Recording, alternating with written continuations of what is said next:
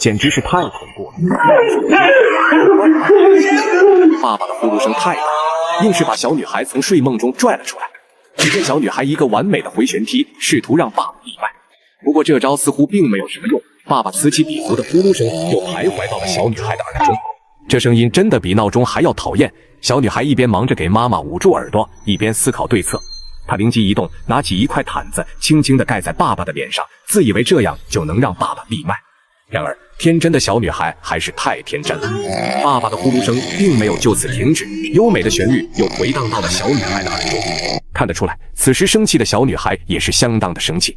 只见她拿来了手机和遥控器，关灯打开了手机手电筒，决定给爸爸一个惊喜。她一边高高举着手电筒，一边轻轻拍打爸爸。爸爸迷迷糊糊感觉到不对劲，猛地睁开了眼睛，还以为自己见到了鬼，吓得他差点魂归故里，立刻从床上跳了起来。看到爸爸落荒而逃，小女孩忍不住笑出声来，心想这下看你还打呼噜不？